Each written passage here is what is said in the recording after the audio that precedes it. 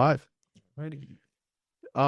So you're currently on your okay. So we were talking about you getting your license. Well, Yes. why'd you get your first license? Why'd you want to become a pilot? Let's go with that. Well, so ever since I was 4, I grew up in Nigeria, right? Mm-hmm. So I used to see planes flying all around and everything. And I got so fascinated. I always asked my dad like questions, dumb questions like that. Can like planes like stuff with fuel in the air and stuff like that? And he was like, "Why are you so obsessed with planes?" He bought me like a little jet toy, and I was so obsessed. So I always knew I wanted like the opportunity to become a pilot at least, right? Mm-hmm. So funny story. I came here after high school. In Nigeria, we finished high school at 16. Okay. So I stayed an extra year. Then 17 years old, I came here 2012. Mm-hmm. I came to this country, and I was like, okay, I was born here, by the way, but I was raised in Nigeria. Okay. I thought about what's the fastest way because I always wanted to be a pilot. So I went through community college, Prairie State College in Mhm. suburbs.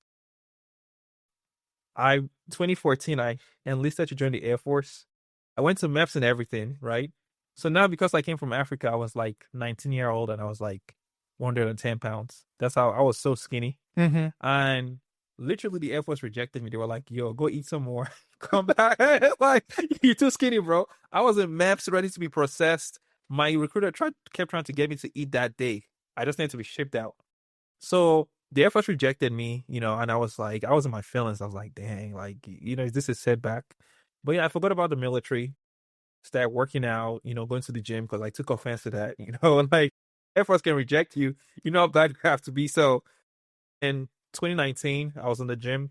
It's when like the 2018, actually, I was in the gym and the Marine recruiters were there. I could crank pull-ups, that's when they came to me, talk to me. Yeah. And this is like a whole different, pathway from what I wanted to do. But I joined the Marines because, he showed me some motivational videos. And, for it was history from there. So while I was in the Marines, with your military benefits, your GI Bill, you can get aviation school paid for. Oh, Yeah. So I didn't know yes, that. yep. I would say any Marine or any military individual watching out there, if you want to go to aviation school, so how you can use your GI Bill to pay for school, Mm-hmm. you can pay for aviation school too, but with some conditions. So let's go into aviation now. There's a Part 61 program and Mm-hmm. there's a Part 141 program. What's the difference? So 61 is going to aviation as a trade. Like you don't get a degree out of it. Like what I'm currently doing, you just go over there, go to the school. You get your licenses. You get all you can work in the airlines too you can become a captain. The only difference is with Part 141, you go to a university program, right? Is that what you're doing? Same thing. No, I started off with that. Uh-huh. Now I'm Part 61 now. Okay. So after you get your degree in aviation, like Liberty University offers that. You get your degree in aviation. So the biggest difference, you have a degree and you don't have a degree. That's all. Everything you learn is exactly the same. Mm-hmm. So I started off with Liberty University. They are in I believe West Virginia, but they have pilot affiliate schools. So they have like collaboration with other aviation schools around the country. So one of the aviation schools was JA Flight School, is in Illinois, Sugar Grove, Illinois. So I went through Liberty University. You have to do like a semester or two to get into their course, and you can use your JIBL to pay for it too. Okay. So if you're going Part 141 through university, your JIBL can pay for it. But if you're going Part 61 without a university, it's considered a trade. Mm-hmm. And if it's a trade, you can't use a JIBL for it.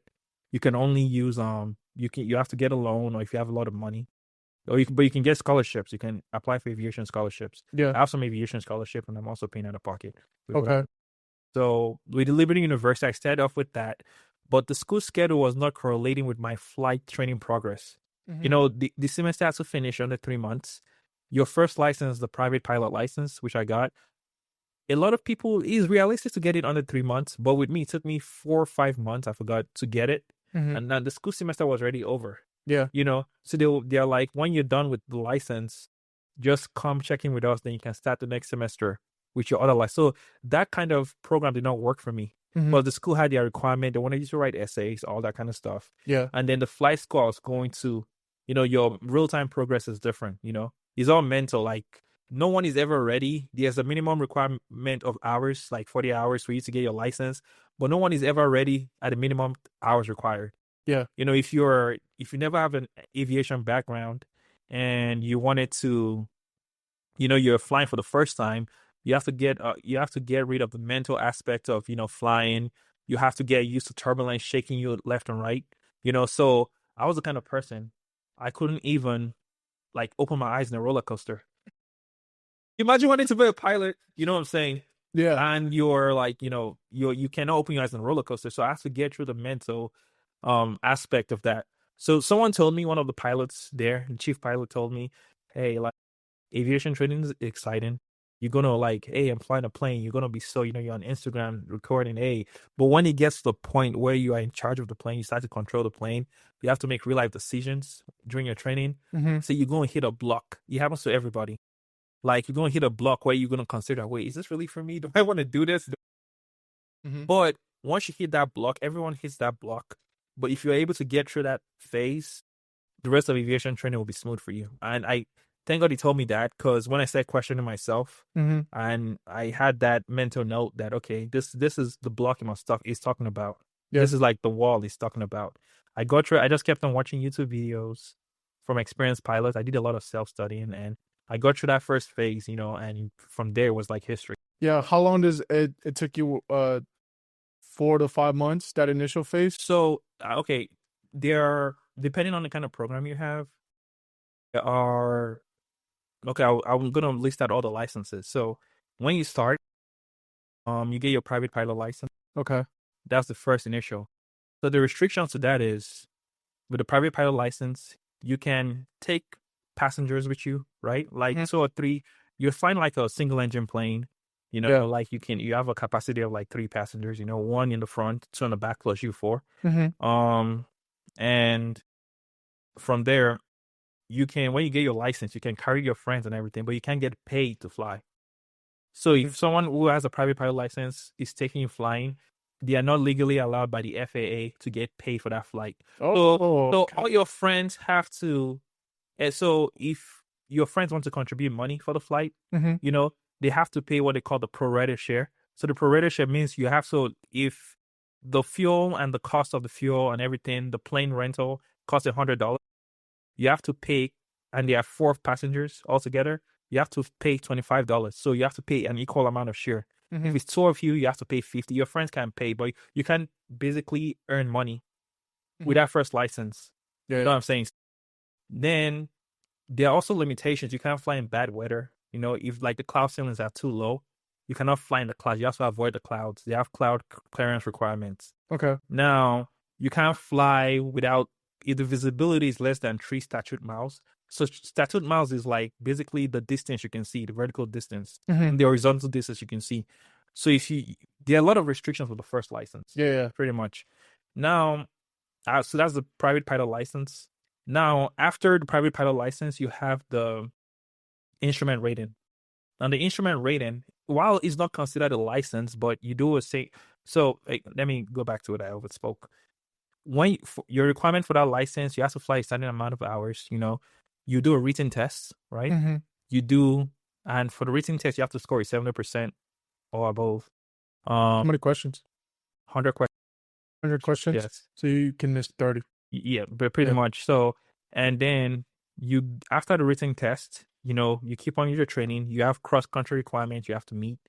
After you meet all your flight requirement for that, you have to get a federal examiner to interview you for you to get your license officially.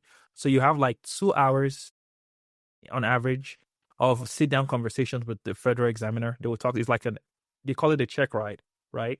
Mm-hmm. You sit down with the examiner for 2 hours, have an oral test, and he's gonna ask you questions for those 2 hours. It's insane, like the amount of scrutinization you go through. You can only fill a certain amount of questions. You can look up things. There's something they call the FAR aim. It's like a aviation book of regulations. There are different regulations. So if you don't know an answer, what he's asking you, you're allowed to look it up. Or you're allowed to look at the operating handbook of the aircraft, because they can add. So being a pilot too, there's more to being a pilot than just flying a plane. Yeah. You can learn how to drive a car, drive a truck, enter, how to drive, basic things like the fuel. But being a pilot is like being a lawyer and also being an engineer, because you have to know about the systems on your aircraft, how they work, You have to know about the federal regulations too, because there are different kind of airspace. There are certain airspaces like the one here is a Class B airspace. You can't fly into it without permission. If you fly into it without permission, you can get in trouble. And if you do that like more than once, you can lose your license. So you have to know it. So sometimes they'll ask you, hey, what is 91-211, right? And you're a pilot, but you have to be able to quote it like you're a lawyer. So there's a lot of like personal study that goes into it.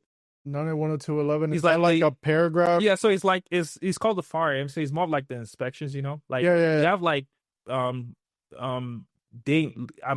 the kind of equipment you need to fly in the plane during the day and night. You know what I'm saying? Yeah. So like 91-211 is like the oxygen requirement. Sorry, oxygen requirement. So at a certain altitude, right? At a certain altitude, you need like supplemental oxygen to fly.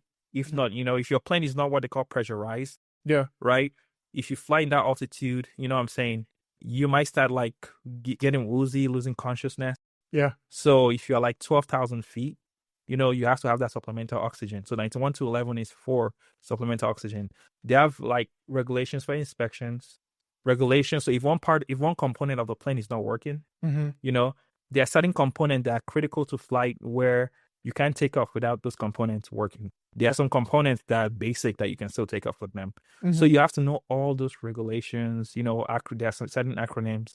So you learn the regulations, you learn the systems of the plane, then you learn some, general aerodynamics of the plane. So the interviewer, they have what they call the ACS. That's what they call the Airman Certification Standards. They will ask you every question the ACS states, or one question out of every category. And if you pass it, you do good with it. I know it sounds like a lot, but believe me, when you're in that mental space, when you're studying, it's like anything. It's like going through high school. Once you learn it, you study it, you learn it, and it's not hard. It's now that I'm talking about it because it's one of those things you're not in it yet, so it sounds so impossible. But I've noticed like aviation is like one of these things where you think it's so complex, but when you get into it, it's like driving a car, which is extra stipulations. That's what it is. Extra stipulations and passengers. Yes. So again, you have the instrument rating too. That's the second rating you get. It's not considered a license or rating, but with this instrument rating, if you have like fog, you have low ceilings, you have clouds, you can fly into clouds now. So that's the second one you get. It's very good to have. If you think about it, right? With instrument rating, there's what they call VFR, visual flight rules, and IFR, instrument flight rules. So if you have your private pilot license, that's the first one. You fall under what they call the visual flight rules. So basically, again, you can fly as high as you can see, or in good weather conditions, right? Yeah. When you're traveling to like Miami, any country, those pilots are flying like 20, 25,000 feet, 33. You can't see anything on the ground. You can't make reference to anything on the ground. Yeah. Flying that high. I've skydived, and the highest I've skydived was 15,000. You're right. And we had like a couple minute window because it was a cloudy day. Right. So they kind of skipped the safety. But yeah, no, everything looks so tiny from up there. So they can't make reference to any, this is this town, this is the city. We have like an iPad, we have what they call an app called ForeFlight, we fly with, that tracks your flying as you go. It's like a aviation GPS. But for you to fly that high, you need and that's about above 18,000 feet MSL, mean sea level. So that's the measurement we use. You have to have an instrument rating too. So because again, you fly based off like ForeFlight or your section on your map and instruction from air traffic control. Okay. So you need your instrument is you can't have any sort of like real career in like the airlines or regionals without having an instrument rating. Now the next one is commercial, which the stage I just got my check right. With commercial now you can get paid to fly for compensation. So when you get the commercial license, you can get paid to fly for compensation or hire, but there are certain stipulations to it too.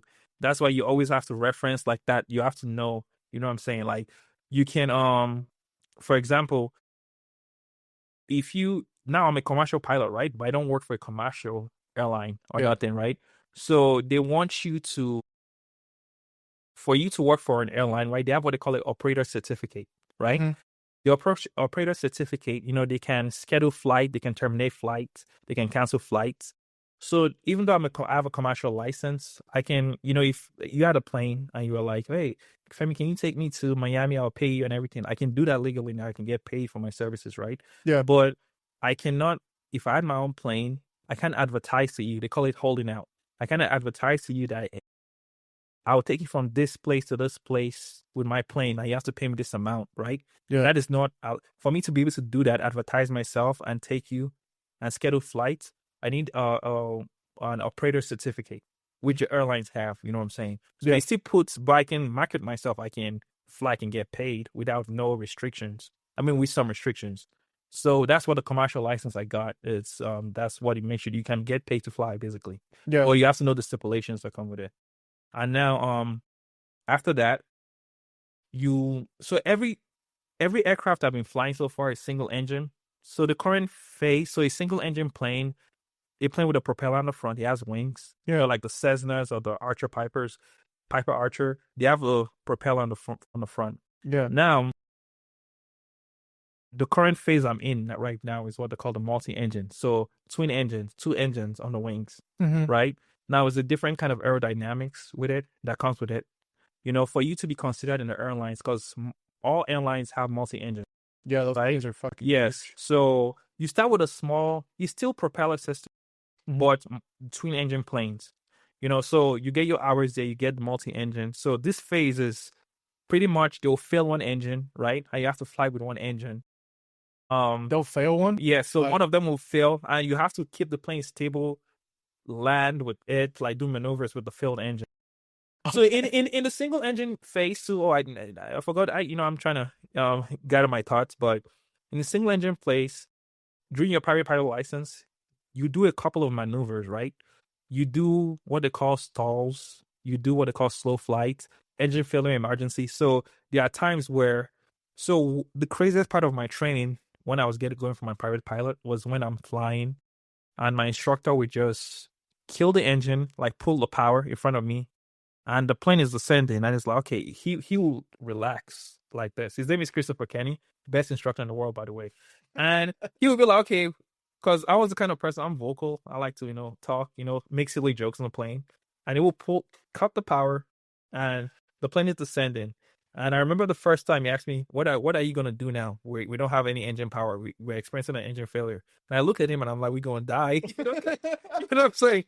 So I looked at him. So, but they're like every aircraft has a checklist. So you always have to go through the checklist before, when you want to land, when you want to take off, when you want to taxi onto the runway, when you're cruising, you have to follow the checklist. So they have emergency procedures. So when they cut the engine, certain things, because we're simulating an engine failure, in case you're carrying passengers, your engine fails, you have to know what to do.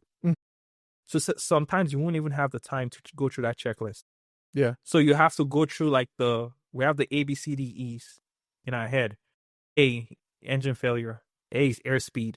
There's what they call the best glide speed. You have to configure the plane 5 knots. There's what they call the airspeed indicator. It lets you know the amount of air, how fast your plane is moving through the air, basically. So you have to configure for 5 knots, be best field. You have to look around. Where's the best place to land, right? Like if there's an airport near you and you declare an emergency, right? Emergency will always take priority. So it doesn't matter what's happening, even if it's a restricted airspace, airport where you can't land. You can, if you have an emergency, you take priority. They will stop everything they're doing and they will accommodate you.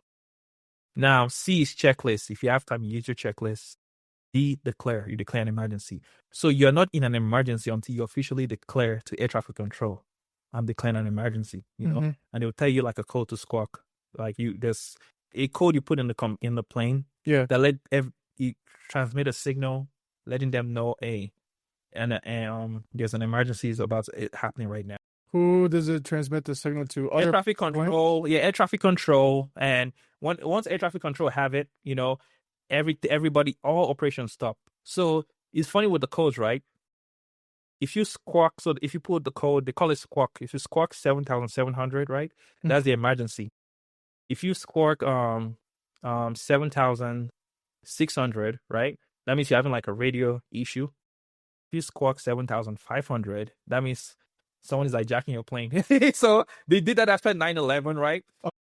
7,500 on the plane.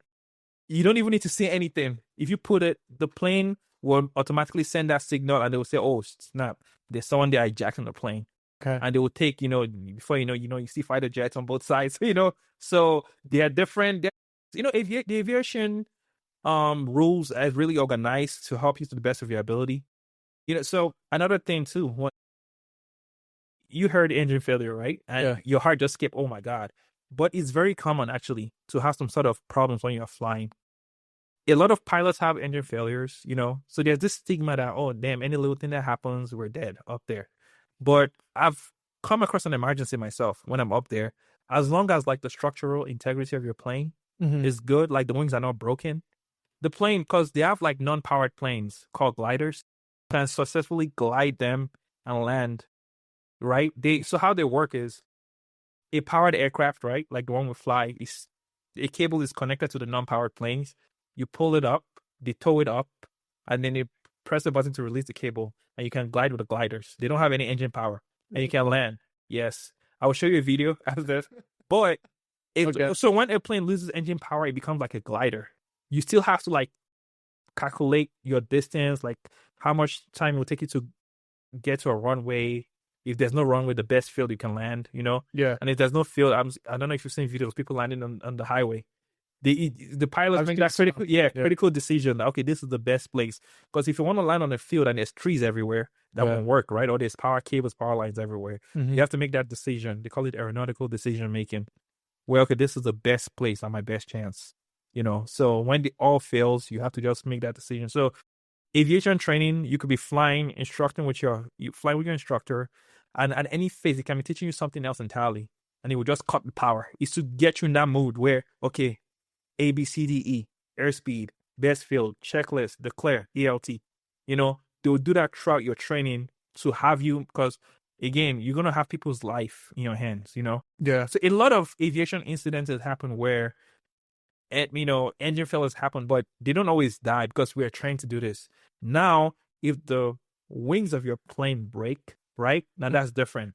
Your plane can no longer support the weight. The aerodynamics change because part of what is keeping your aircraft balanced in the air is broken. Now you can start worrying and panicking about danger. You know what I'm saying? but as long as the plane is, the wings are good, the tail is good, no sort of damage.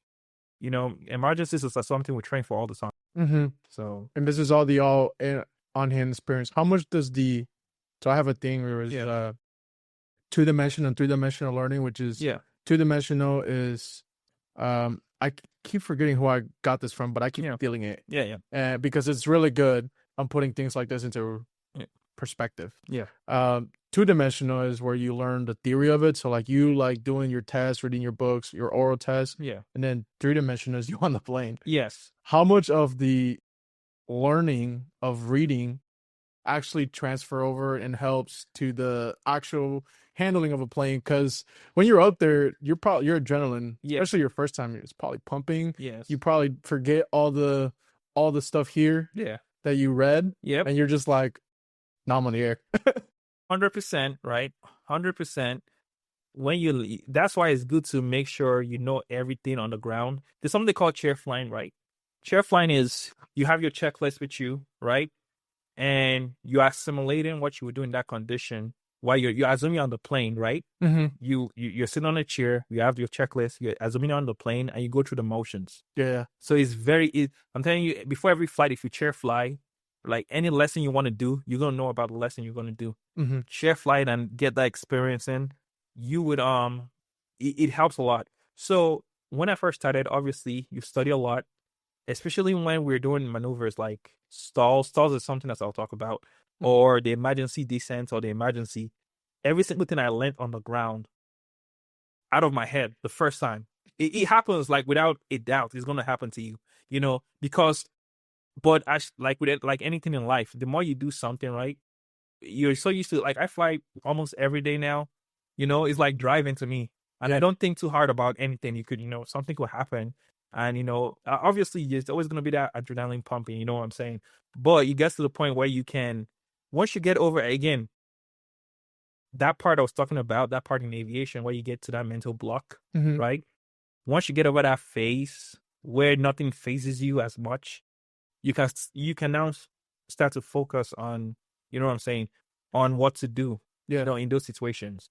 So it's not that you don't know it, but at the time, if your life is in danger, you don't think about, your mind is telling you your life is in danger. You don't think about, oh, this is what I'm about. You just want to, your survival instinct kicks in. You want to just, oh my God, what do I, you panic. When you first start, for sure, like nothing you land on the ground, but it's better to know it on the ground, right? Like, versus like you're up there, you have no idea of what you're doing. So that's why it's like good to like study, do pre-lessons. Your instructors will brief you about, what to study and what to do. Aviation is a lot of self-effort, they can teach you, but you have to constantly, do a lot of chair flying. Yes, chair flying. Or we have simulators too. I do that all the time. Like I go to my school, even on my off day, I come in. We have like flight simulators that simulate being. So is actually that's like an advanced form of chair flying. And in my flight school, the flight simulators are free. You don't have to pay. Some flight schools you have to pay like maybe $40 an hour or so. But with my flight school, the simulator is for free, so you can enter there. If you know you're about to do this maneuvers, it's very, very close to the real thing. Yeah. Except you're not just actually there out in the air, but it feels the same way. So whenever I struggle with something, I just went to the simulator, went through the motions and everything, and flew, and I got significantly better. Is that you said that flying is all about self? Is that you went to the simulators because you're like, I don't feel comfortable with it? Yeah. So other people can choose not to do that. Yes. Yeah. So one of the things my first flight school, we had a simulator, right? But I didn't utilize it. My instructor was superb, by the way. He taught me very good. But you have to pay $40-$50 an hour. And I do my first flight school. This flight school is more expensive overall, but the simulator is free. I could come because we have like a code. I can go to school at 1 a.m. if I wanted to. Yeah. And whenever I flew, I kind of like, I debriefed with my instructor how the flight went, what happened, what I could improve on, what I could work on. And I have a list of what I need to work on. I just go to the simulator and do them. And if you could do it at the simulator, it would translate. The only thing that will make it different, if it doesn't translate, is because you're getting in your head. Because it's the same motions, the same control. You know what I'm saying? Oh, and obviously, like if you're flying, we don't have so they have a full motion sim that goes with you, that moves left and right, or like a stagnant sim. You know what I'm saying? So we have the stagnant one, but it's still very better. It's about the flow. The flow of what to do in this situation. Or if you want to do any maneuvers, there's certain airspeeds you have to be under, certain configurations you have to put your plane under. Yeah. If you can get all that motion on the sim, it's like a piece of cake to on the plane, actually. And I said bad in the sim, you can also set the weather. I set the bad weather conditions to make it harder for me in the sim. Yeah. Because I know I won't die in the sim, Yeah. Even conditions I won't do on the plane, So also, like, when you're training, there's what they call personal minimums, right? Again, if you're a private pilot or you are going for your private pilot license, there are certain conditions you can't fly under. Even experienced pilots, right? There's a lot of turbulence, there's thunderstorms. You cannot fly past a thunderstorm willingly. It's legal. What if there's no other choice? You just don't. If you can, so before every flight, right? Any flight, training flight, when you become a commercial pilot, whatever, certain things you don't just go in a plane and get in there and fly for your pleasure. You have to get a weather briefing. You have to do a weight and balance. So you do like a weight and balance of all your passengers on the plane, or the capacity, and see how the performance will be. Like the takeoff performance, landing performance. You see the weight you can carry, the cargo you can carry. Like, okay, if we wanted to go fly now, I'll say, okay, hey, bro, let me see, what do you weigh? I'll have to compute my weight and balance information. What are you bringing? Are you bringing just a little bag or something to fly with? Or then I would, I'll probably book, you're going to be bringing 15 pounds of load or cargo with you. Even though it's probably like 4 pounds, but you always want to give yourself more room for error. You know what I'm saying? Yeah. So I'll impute all that in, and then I'll make a flight plan on where we're going. Okay, the destination airport, I'm going to make sure that, there's something they call NOTAMs. like notices you get for every airport. Okay, there's no like obstruction on the runway, you know, there's no limitations or all that. I'll do a fuel planning too, because the fuel, so we use aviation gas. The one you use on a single engine airplane is like, it weighs 6 pounds per gallon. Yeah. So, you know, and if you have like a plane with a capacity of like, you know what I'm saying, 56 gallons, you know what I'm saying, you have to say, okay, I'm going with this passenger. Let's say you have like 3, you know, plus size passengers, you know what I'm saying, on there, you know what I'm saying, and you go with this. You have to make sure, okay, I don't put the fuel, but because again, if you put 1 gallon, that's 6 pounds. 2 gallons, you know what I'm saying, 12 pounds. You know what I'm saying. So you have to do all those calculations, compute it, Yeah. and so if you don't put full fuel to accommodate the passengers, you have to make sure the fuel you have is enough to take you to your destination, bring you back, and with 45-minute extra. So you do, as pilots, we do all these calculations. Yeah. Before we fly. That's what you say. You're engineer, lawyer, and a pilot. You do. So you don't just enter the plane. I can't just say, "Oh, come in, let's enter the plane, fly." I have to create it. I start the flight plans like maybe 2 days prior. See the weather. Damn. Yeah. I mean, you don't have to. You can do a day, but because the weather can change possibly. But I start planning. Okay, this is what I have to do. If we're flying in longer distance too, you do more planning over there. Yeah. So there's a lot of things that goes into like flight planning. You know what I'm saying? Yeah. So to piggyback, engine was where I stopped, right? Yeah. Now a lot of flight schools stop here, multi-engine. You're done like with the aviation program. Now the U.S. regulations for you to work in the airlines, you need 1,500 flight hours. It didn't used to be like this changed 2016. I believe before 2016 it was like maybe 600, 700. Don't quote me.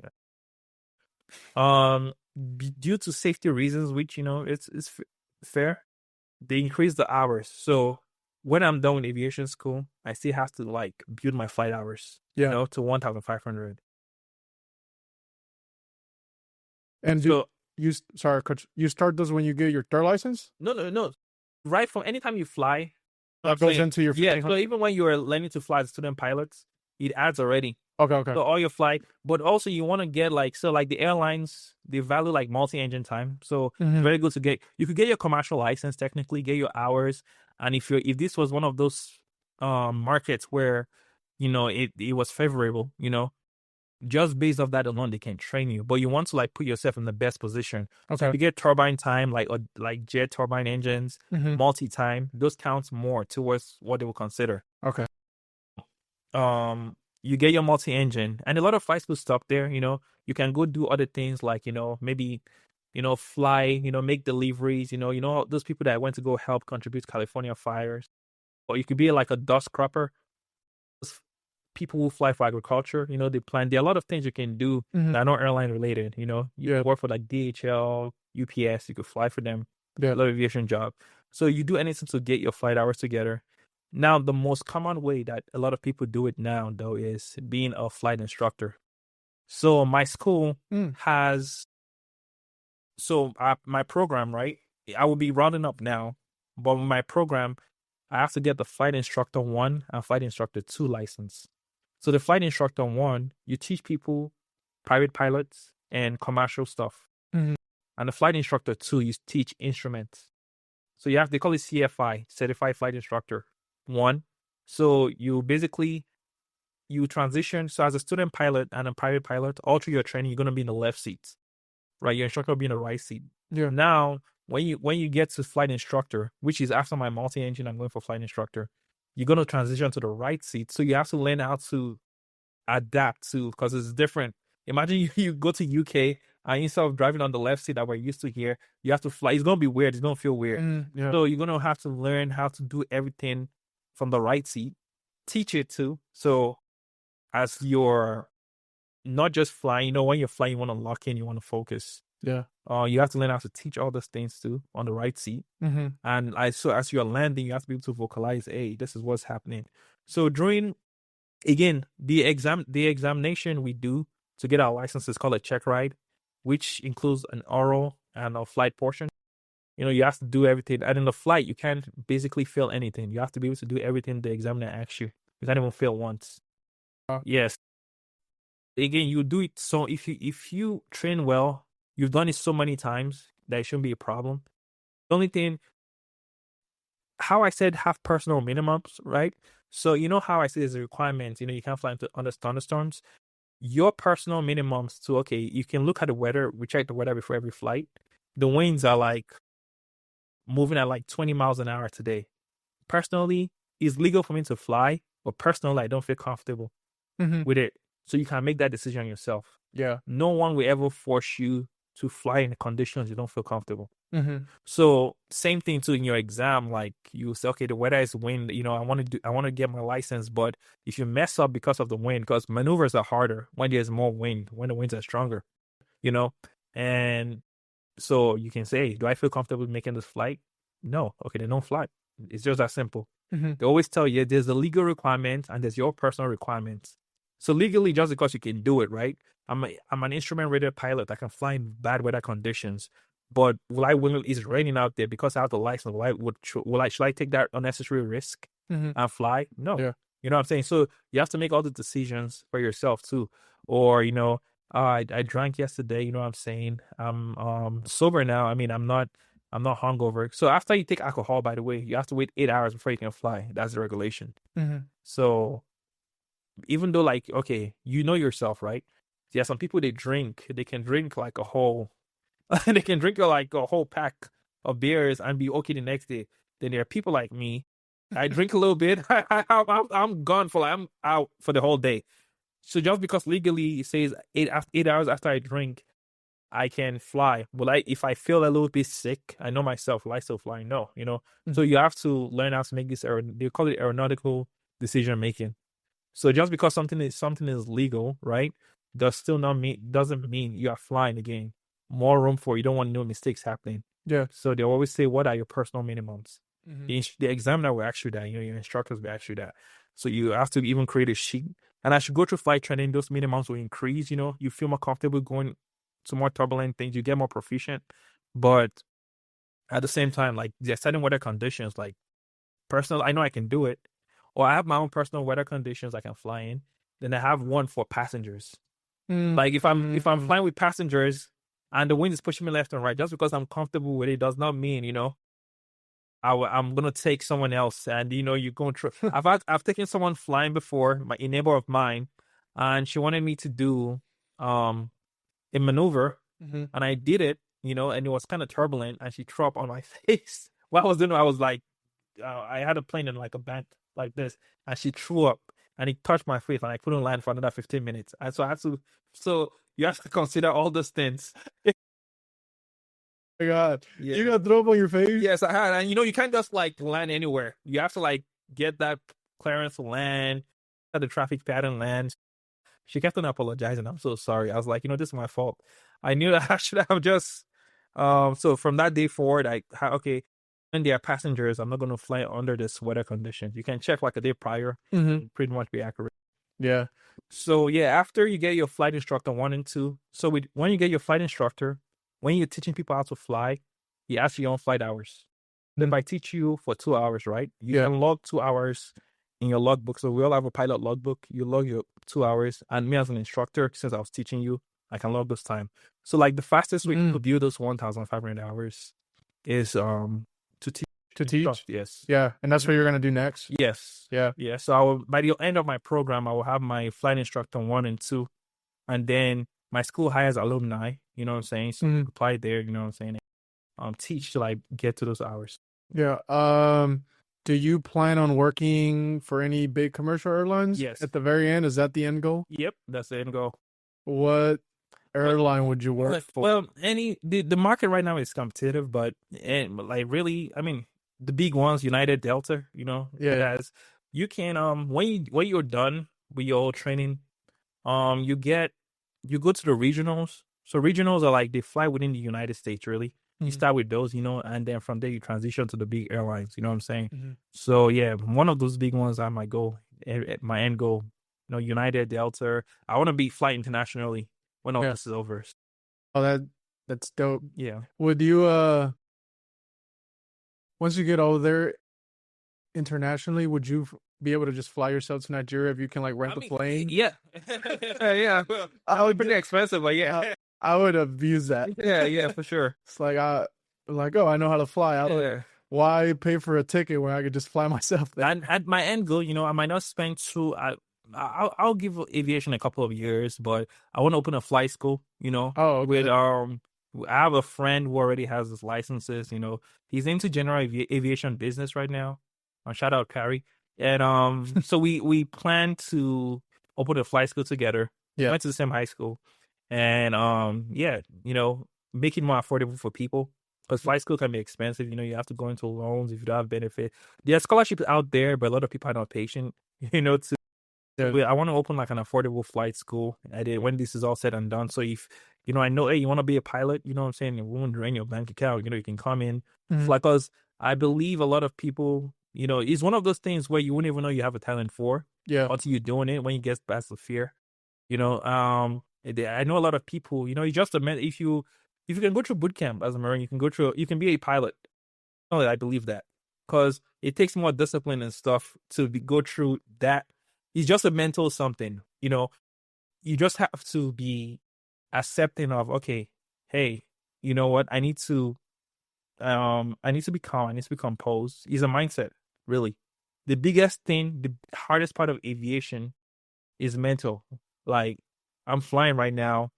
Oh my, I don't want to die. If you can get past that, it's easy. Yeah. 100%. It sounds like it's super technical, but it's a lot of mental base. Yeah. Like you need a motivated go-getter kind of mentality. Like, hey, because I don't think a lot of people go, I want to be a pilot. And, go for it. Yeah, instead of you. Yeah, I love to travel. So I was super interested in how it goes on your end. Yeah. And now I know that sometimes there's delays. It's like, okay, there's real deal. But it's also not just that, but it's probably like this dude is the whoever's flying is probably like, I don't feel comfortable doing this. It's not just it gives me more of because a lot of people get mad when there's delays or flights are canceled. Yeah. And I've been on the side of there's the entitlement of people with high reward statuses. Right. I wrote a little semi essay on it and posted it, and I called it elite travelers or something. And because I witnessed a lot of or this year I went to Miami and this guy was flashing his like diamond something. It was like, you're gonna give me the C, yada yada yada, and they're all just being entitled. And then I've been on the sides where planes are delayed and people are at the counter yelling at these poor like airline employees, and it's like it's not even them that I'm making those calls. With that again, hey, I'm not saying like that's the case in all situations, but if your flight is canceled, sometimes there's always a reason. If there's bad unsafe weather, and maybe your flight path includes like flying through like a thunderstorm or turbulence. Yeah. That decision is made based off that sometimes. So like if you're out there like mad about your flight, then that could save your life. You know what I'm saying? Like, would you rather, wherever you're going can wait, if you have your life, you can take many more flights. Yeah. So once you know the inner workings, like when I got into aviation, and I'm not even fully exposed yet, but once I knew like certain things, certain conditions, because they would say the biggest thing, we have an acronym, right? PAVE, right? So before every flight, that PAVE stuff, you go through it. So P is pilot, right? Conditions of the pilot, like, am I good to fly? Yeah. Right?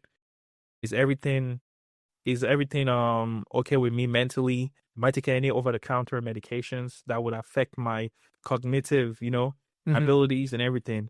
So once you check your well-being, do I have like my licenses, everything on me that I need to fly with? Once the pilot is good, once that list checks out, you go to the aircraft. That's the condition of the aircraft. So you look at the inspections.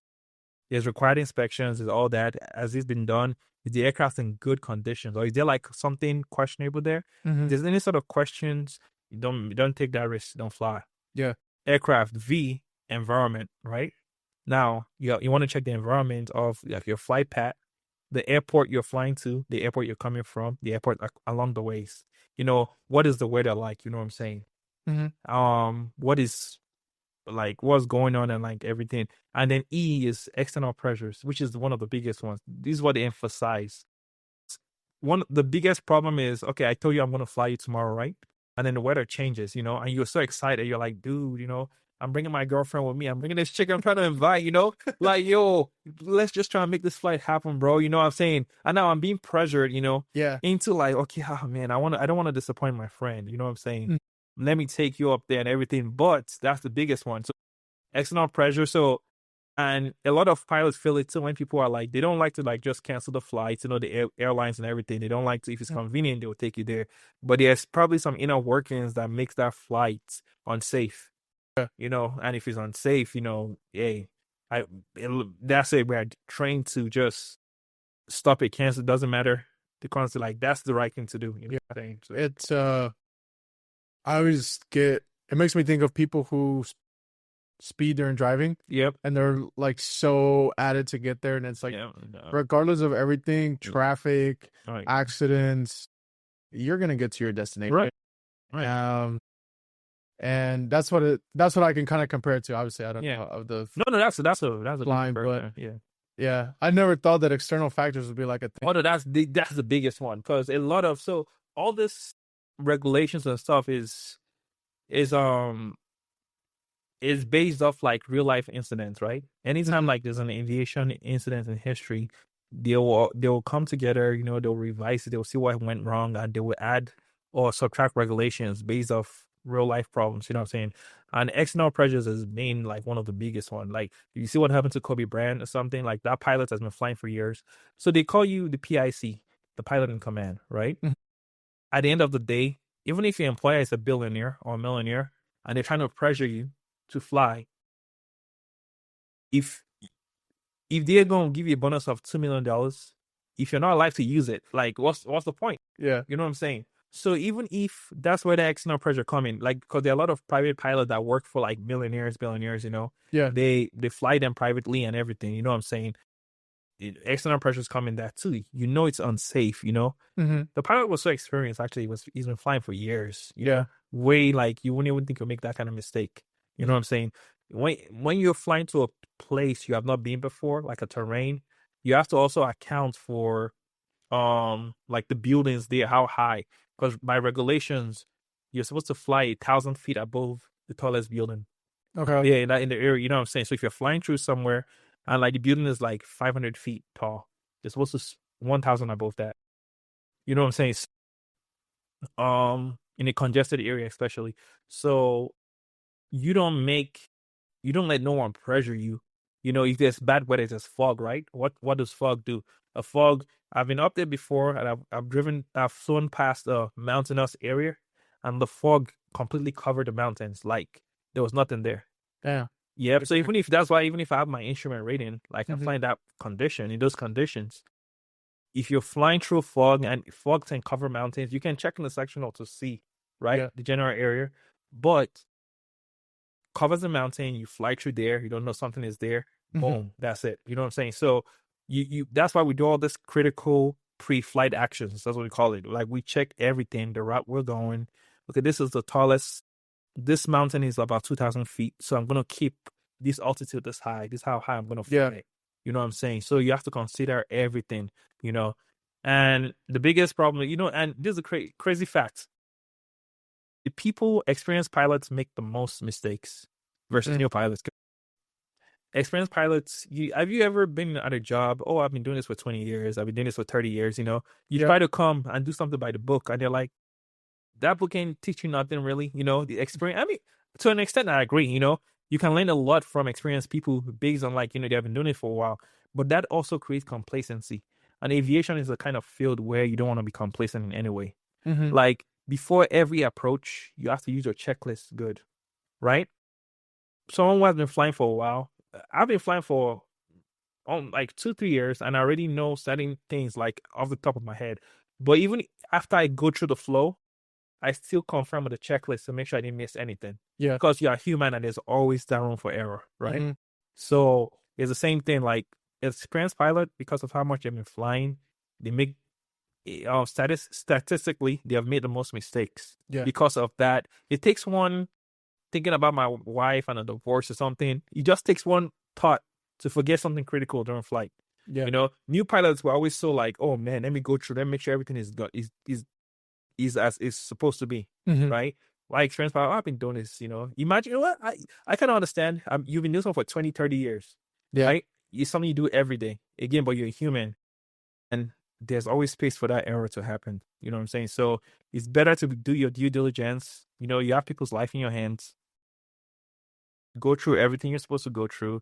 If you don't feel comfortable going through a route, don't go. Hey, if you're going, but if someone is going, if your employer is we're going to fire you because you don't want to do this, you have your life. You know what I'm saying? Like there's a lot of aviation incidents and accidents that happened, which was based on external pressure. The pilot was being pressured and didn't fly. If you ever fly with a pilot and they tell you, I don't feel comfortable doing this, listen, it's for a good reason. Yeah, it's super interesting. I had a image of what I was gonna listen to, or kind of learn, but this is a lot more than I expected. Yeah. Now I'm gonna go into these flights and I'm just gonna be like, you know what, man, I'm just gonna sit in my chair, keep listening to my music. Oh, flight's delayed. Okay, I guess. When we fly together, I'm gonna actually have you control the plane. So don't, Oh, get ready for that. Just it's more to show. I do that with anyone I fly with, just to show like aviation is not scary. You turn the plane, it's gonna turn too. You do what the plane is gonna. It's just like you're in control of a plane. You tell it to do something, it does it. You know what I'm saying? It's really not that scary. Aviation is actually, air transportation is the safest transportation statistically. It's just like when an accident happened. Yeah. No, there's no really like you most likely will, you know. But as far as like accident reports and everything, is the safest by far. Yeah, I'm glad you brought that up because I was reading about that. Yeah. I was gonna bring it up later, but I guess you brought it up now.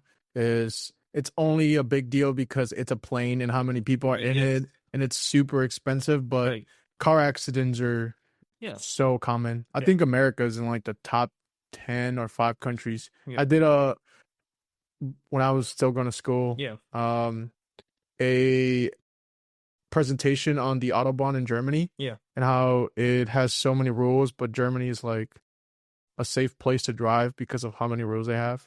I think if I remember correctly. But America's pretty up there with accidents.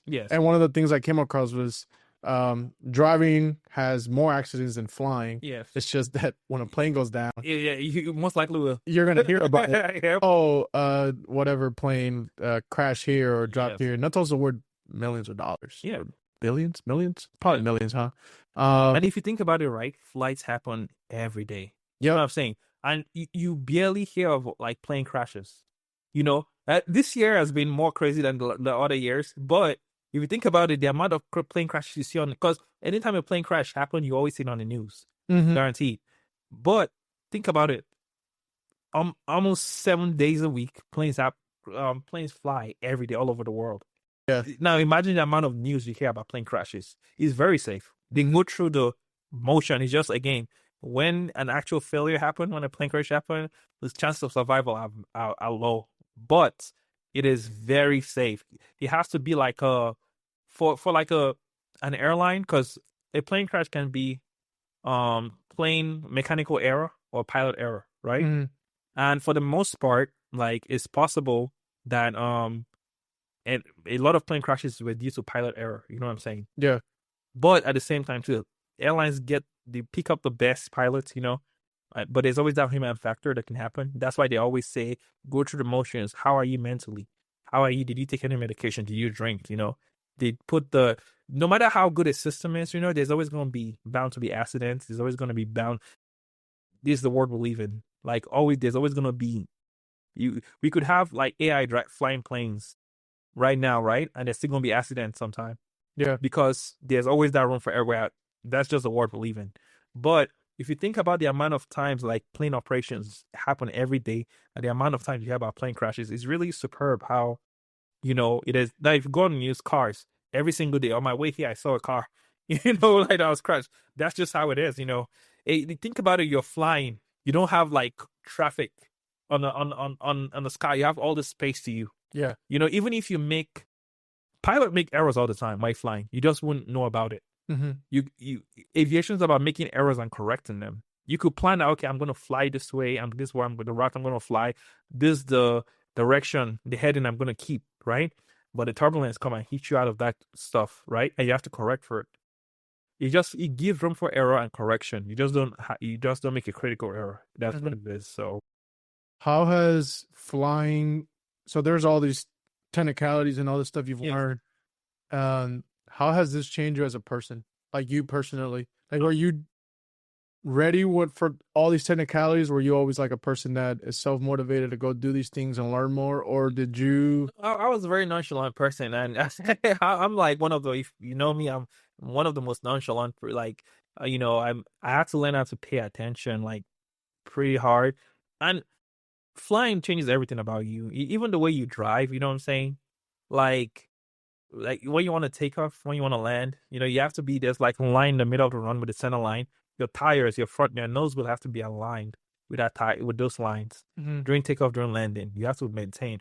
So like I see sometimes when I'm driving, what I'm saying, as if I'm in the plane, I'm like, I have to stay to my lane. I can't veer off the lane because what if another plane comes and crashes into me? So it's just like mentally, it changes the way you even drive. With planes, when you're flying, so you don't over control. You just give it slight corrections or slight, you slightly turn it. The plane will do what it wants to do, Yeah. So, and fun fact. So what was weird for me was when I started learning how to fly. So the control wheel of the plane on the ground, it doesn't steer the plane. It steers the plane on the air, right? But on the ground, it does not do anything. If you move it left or right, that's it. Because there's no air flowing through it while it's on the ground. It's like a car. You use the pedals of the plane. It has the left and right pedals, right? Oh, to turn the plane on the ground. Yeah. So at the top of those pedals, if you put the top of the pedals, that's where the brakes are. So this the pedals like this, right? You step here. So if I wanted to turn to the right, I step on the right pedal, and then you turn the plane to the right. So on the ground, that doesn't do anything at all. Yeah, it's fascinating, right? Cool. Yeah. So and then if you step on the top of the pedals, you just put like your foot, the top of your feet there. You brake the plane. To accelerate the plane, we have a throttle on the side. You don't need nothing there. You just kind of pull the throttle in, and it adds the RPM into the engine and accelerate the plane. So now that changes when you're flying. You take off full power. You rotate. You're on the air, right? Now, if you want to turn the plane now, so the pedals still have something to do, right? The control wheel rolls up. So this is the motion. You hit the control wheel. It moves the plane this way, right, left, right. Now the pedals turns the nose of the plane, right, so left and right. Yeah. While the control wheel kind of rolls. So the ailerons of the plane, they're in the wing. Have you ever seen a plane turning? You see like part of the wing go up, down. I have. So that's what so it displaces the air to turn the plane. I don't want to get into the science of that, but as it turns the plane, so when you're turning the plane like to the left and right for like a smooth turn, you want to roll the plane, right? And you also want to step on the pedals to get that. So left pedal, left wheel, control wheel, and then you have a smooth turn. You know what I'm saying? There's a lot of like fascinating things you won't even know. So on the ground while you're taxing everything, you're using the pedals to it was so trippy when I started first. Yeah. Like I was like, oh my God, okay, if you're uncoordinated, it's like kind of like riding a bicycle in a way. So my plane was going left and right. So even the way I was driving sometimes, I started to like, okay, let me coordinate myself when I'm driving. It just changes like how you have to be very level headed when you're flying. You have to be like very calm, cool. You also legally too. You're just thinking about, okay, if you get arrested for a DUI, you lose your pilot license. You don't know about that, yes. So they revoke everything. It teaches you to be responsible to life. The decisions you make, you know what I'm saying? And in the future, I want to fly for the airlines. If I have all these legal troubles and stuff, you know what I'm saying? While I'm in aviation training, especially when I'm in aviation training, it could affect a career. So you want to like keep a clean slate. Also with the vision aspect, you need a vision, 2020 vision to work in the airlines. Now so we have 3 medicals. We have a class 1, 2, and 3 medicals. You can start with the class 3, it's less requirements. you can start you can start aviation training, get some of your license with the class 3 medical. But for you to fly in the airlines, you need a class 1. But if you don't like, I don't have a 2020 vision. Actually, when I started last year, I failed my eye test. I was like, damn. When I started aviation school, I had a 2020 vision, but barely. And I remember in boot camp, when they do all those tests for you, the doctor told me, hey, in about a year, you're gonna start needing glasses, just so you know. So I didn't take it serious. So when I was about to start, I barely passed with class 1 medical. But if you don't have it, you don't have to panic. You can correct it with glasses. So this year, that's why I started wearing glasses. Okay. Because you never saw me with glasses before. Yeah. This year, I corrected. So with the glasses, I have 20/20 vision. The only stipulation is when you fly, you have to have the glasses on. Okay. So when you start working for the airlines, and as long as your vision can correct, with glasses or what you call it, some people get LASIK surgery, but yeah, so I've heard mixed emotions. Yeah. So it changes the way you drive on a car. Yes. How does it change you mentally as far as like as a person? Do you become more small detail oriented because you'd go through all these checklists? Yes. Do you get more small detail with like people? Yes. Like you pay attention to detail. It is like it puts you in a mindset where everything has to be how it's supposed to be. Yeah, it definitely changed how like my thought process, especially when I got my private pilot license. At first, and I was like, this was 2-3 years ago, but because I didn't continue back then, flying for pleasure, but I didn't continue back then because I had too many things going on. I had to go to drill, so that's why I immediately left this year, January. I said, okay, you know what? I don't have to go to drill. I don't have to cut my training short. People do it too. Yeah. So I can just let me see through, and if I wanted to come back next year, I will. Let me just finish aviation school. It makes you very detailed. You pay attention to detail. You're like, okay, this has to be this way. With aviation training, right? Like, so I'll give you an example. If you are part of like the evaluation, right? If let's say you're doing a maneuver, right? And they say, okay, don't drop your altitude. If you start at 3,000 feet, you have to end at 3,000 feet. But they give you a room for error for like maybe 100 feet. So you can descend 100 feet or climb 100 feet. And that will still be in like, you can still pass, But the mentality you want to have is like, okay, even though I have this room for error, right? Imagine if they give you 100 feet and you're like, you start at 3,000 feet, you're at 2,099 feet, right? You know what I'm saying? Now, if you make a mistake, you can overshoot because you are getting complacent. You are nearing closer to like the error they gave you. Yeah. So you have to keep that discipline where, okay, you know what? I'm starting at 3,000 feet. I'm going to end at 3,000 feet exactly.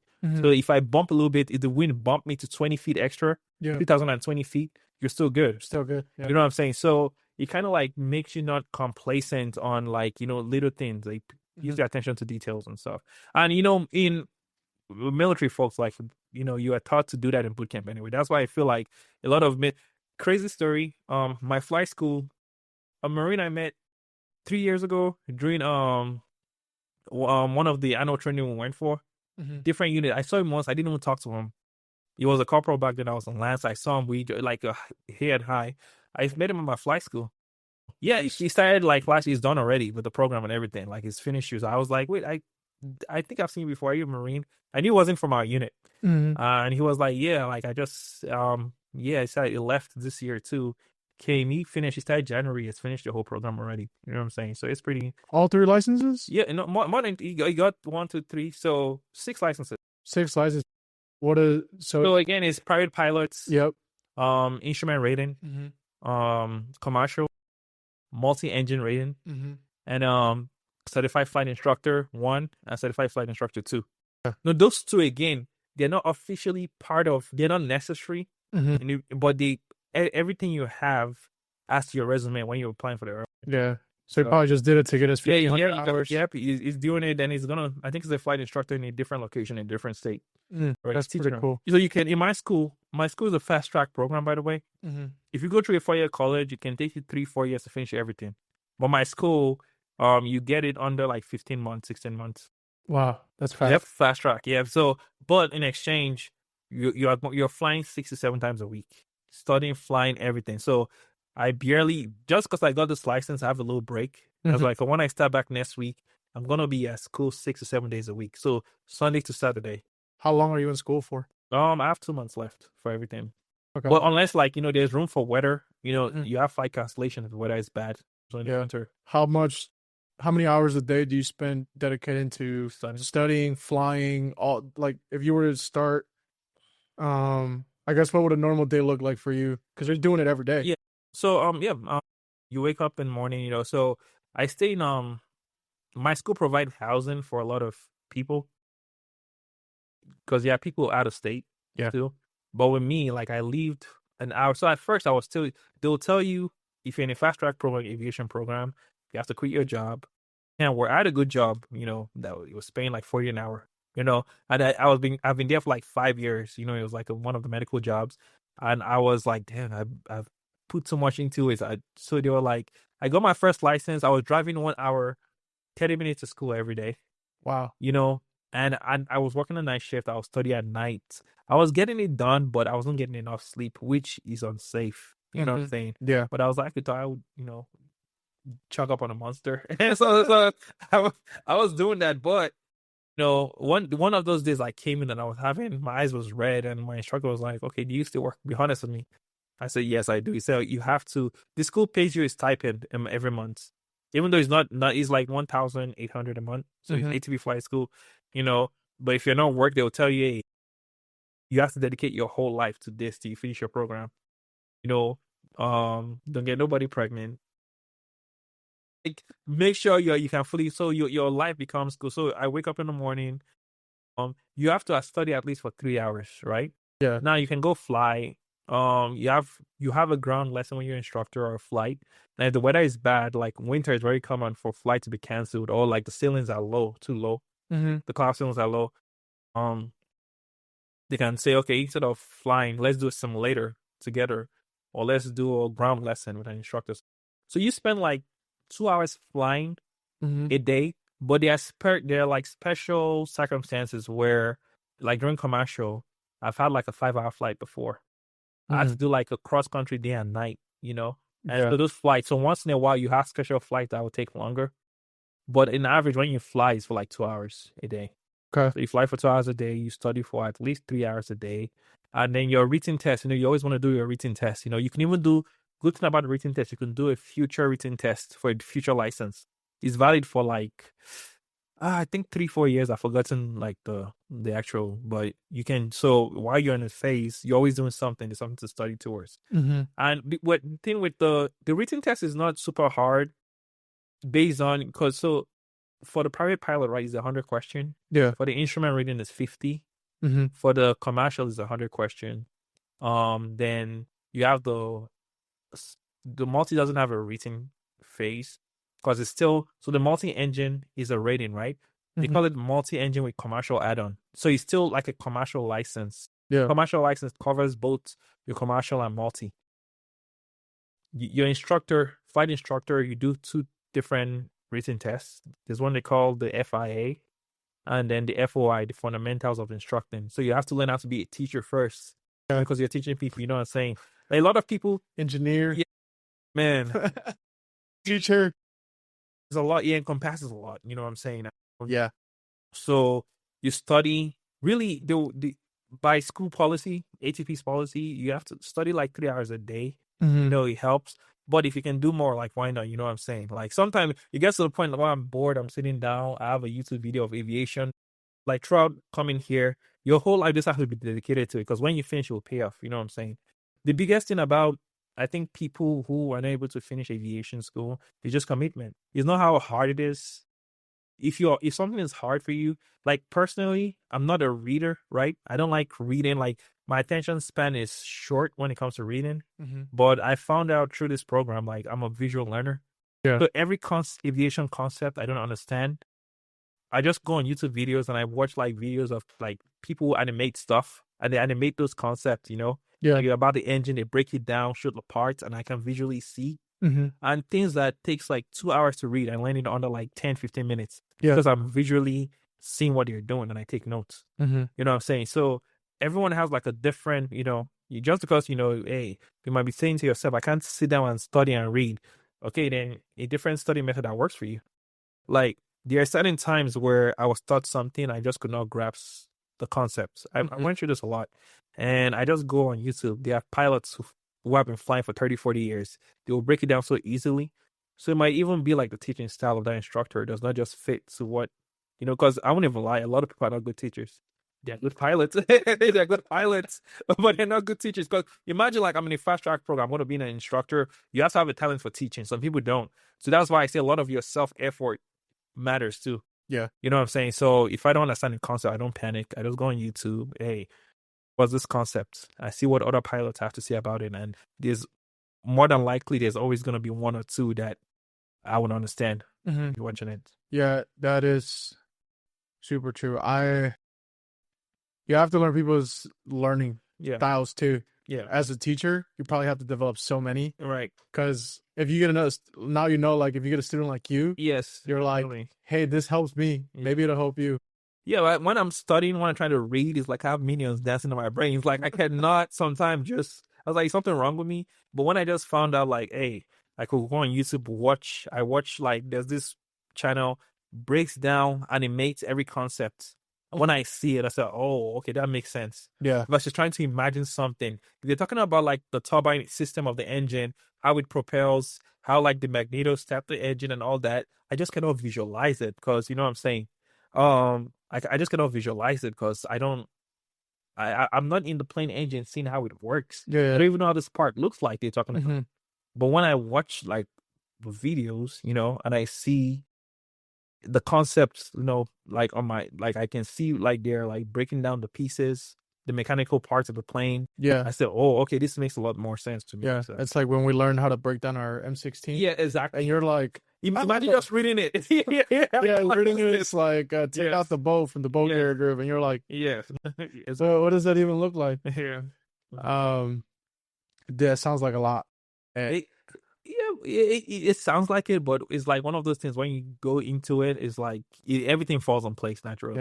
Yeah. How does the world look like to you from up there? Because up there, like, for me, I've skydived twice now. Yeah. And I've been wanting to do it every, like, more. That's awesome. And I think one of my favorite parts about it, the free fall is dope when you're just free falling, you're, like, going down super fast. That's awesome.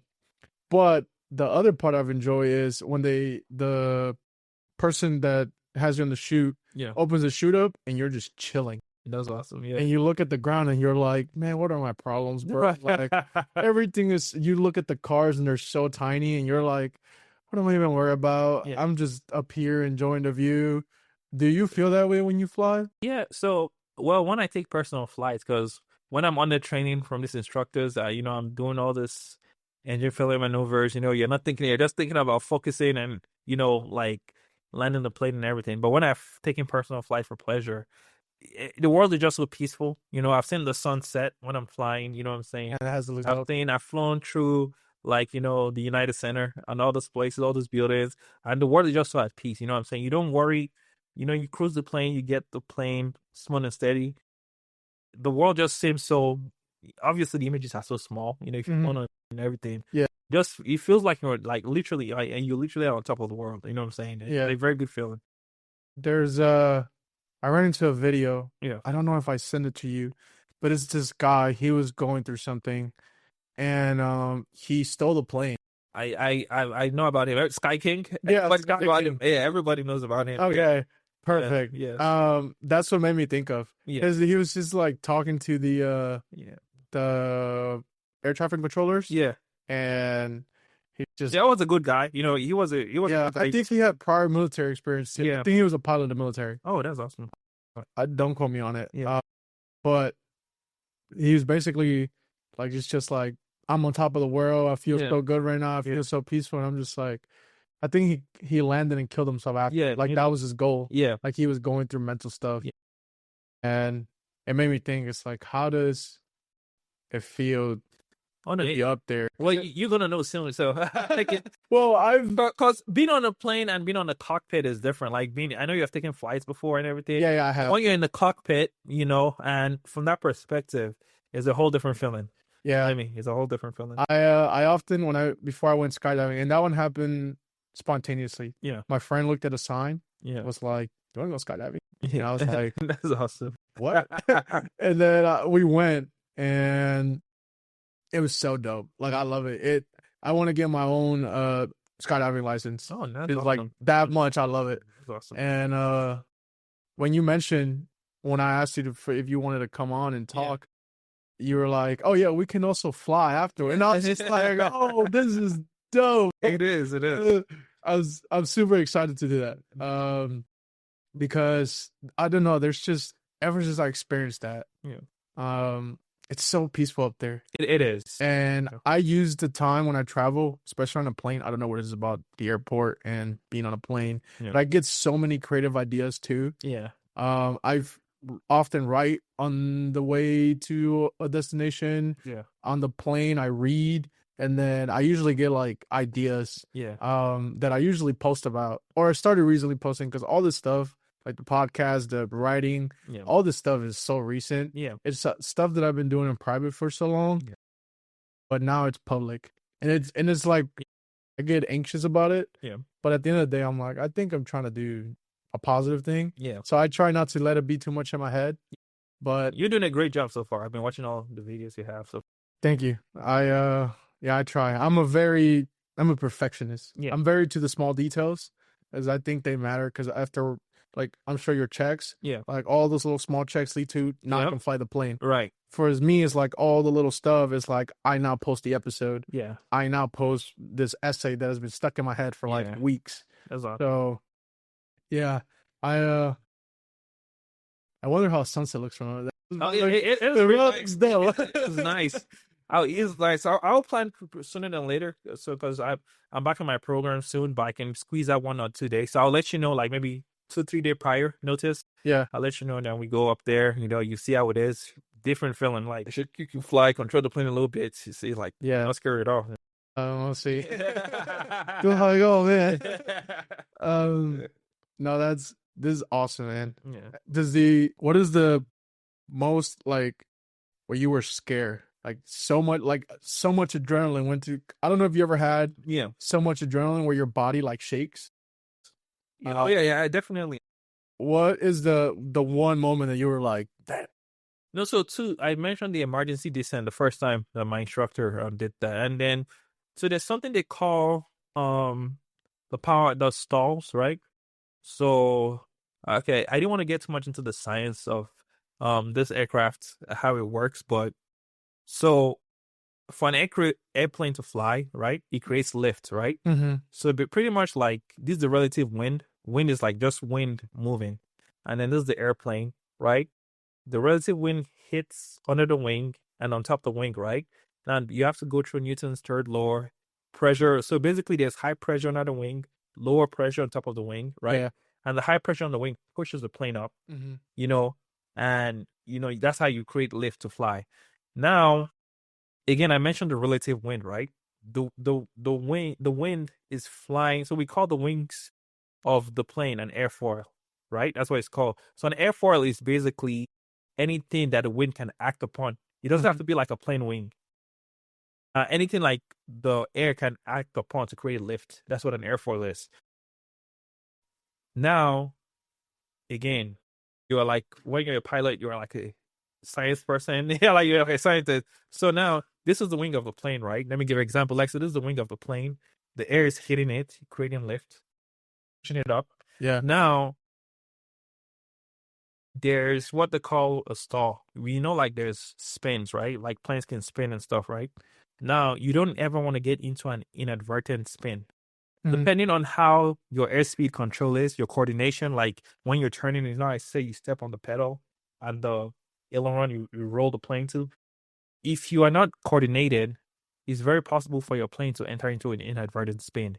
And the danger of a spin is if you're close to the ground, you don't have a high enough altitude. Yeah. If you spin is basically like a sudden loss of altitude. You're going to lose a lot of altitude in a fast amount of time, like in a fast rate. Yeah. And if you are like, you have not taken off, if you are not like 6,000, 7,000 feet, you are just maybe 2,000 feet or 1,000 feet, and you spin, before you can recover from the spin, you're on the ground already. Oh, damn. So we do spin training, but in private pilot, you don't do spin training. Basically, before your plane spins, you have to enter into what they call a stall. Mm-hmm. So a stall, by definition, is a sudden loss of lift, right? So if the relative wind that's pushing your wing up, if you kind of like, let's say this is the wing, right? Mm-hmm. So this is the wing up there. It's at an angle, and they call this angle the angle of attack. So the angle of attack is the angle at which the relative wind hits the chord line. That's like an imaginary line on the wing of the plane. Mm-hmm. That's what they call the angle of attack. Yeah. Now, for a plane to stall, that's like for the air relative wind to separate from the wing. Mm-hmm. That's like is defined as like the plane losing its critical angle of attack. So for example, now let's say now I'm pulling the plane up. There's a certain airspeed where the wind is going to separate from the relative wind. And when that happens, the plane stalls. You cannot produce no lift no more, and boom, it's just going to go down. But they would teach you how to, you enter into the stall yourself and you recover. Yeah. So they'll teach you how to recover from that. Because for a spin to happen, you have to enter a stall first. So when you get to CFI, like that's the next one after what I'm doing, they will teach you about spinning the plane. You have to spin the plane. But from private pilot, commercial, you have to stall the plane. They have a power off stall and they have a power on stall. Power stall, you go power idle, you kill the power, you stall the plane and you recover. Power on stall, you stall with some power in. And then in commercial, we do what they call accelerated stall. You stall like in a bank and there's some other stipulations. When I was doing the stall, the effect, you lose, I'm telling you, like, the feeling is insane. And, if you're comfortable with it, I'll do it to show you. I'm very good at it now, so don't worry. So the feeling is insane. It's like an angel. You're playing, just imagine you're playing pitching up. You're almost vertical like a rocket. Yeah. You're looking up, right? And all of a sudden, boom, you go down. That sounds fun. Yeah. So that is what pretty much it is. So it is so, at first, without knowledge, I've read about it, I've seen it. But and they have what they call a steep turn too, where basically you're turning and your wings are like this, and you're just turning like an circle. Yeah. Yes, and you're playing it like this. So you imagine your orientation on the plane, like you were like planted like that. So you do all these maneuvers, but they will teach you how to keep the plane balanced. Where all this, once you learn again, once you get those reps in, like everything becomes light work to you. You know what I'm saying? Yeah. I'm super excited. Yeah, it is. I'm definitely gonna log it all. Yeah, for sure. It'll probably be a cool experience for you to. I mean, you people probably recorded you before. Yeah, people have recorded. Well, in like a personal, not like in a public setting like this. But yeah, it's pretty nice. To earlier is small details. I forgot to turn on the cooling fan on my camera, and at least there's no life at stake. Human error. But no, I appreciate you coming to talk about all this stuff and anytime, and offering the fact that I'm gonna get to fly in the cockpit. That sounds yes, sir. I'm like a fangirl right now. Just like, but no, it's pretty cool. It definitely gives me a different perspective of when I fly. Yeah, and hopefully whoever listens to this, they get a different perspective of if your flight is delayed. Yes. Don't give them a hard time. don't be a Karen. Don't give a hard time. Just know that you're gonna get to your destination. Yes, sir. Airlines want to make money, right? And they're trying to mitigate that human error or whatever is going on. So I appreciate you, man. Oh, I'm glad. This is like my first time doing something like this, so I hope I did good. Yeah, a lot of people it's all been their first time. Yeah, and they all like the idea of it, or it sounds cool. Yeah. And then they get in the chair, the lights are on, the microphone, the stage is set, and you get that little like. Right. That was me the first episode I did. Yeah. And I've gotten a little better repetitions, right? Yeah. The more repetitions and different iterations of it, because it's not just repetition, the same thing over and over, but a different slight tweak, a different iteration of stuff. Same. So, probably like you flying, not every flying experience has been the same. Yeah. Once you do more enough of this, it just jitters kind of go away, but they never go away because it's just that I have to get it right. Yeah, no, I really appreciate it, and I'm excited to fly, and yes, sir, it's gonna be dope. It's gonna be very dope, and I hope it helps people get a little experience. I think you're gonna be a dope as instructor. Yeah, I was learned so much just myself just sitting here. So, yeah, I appreciate coming out, bro. Thank you for having me.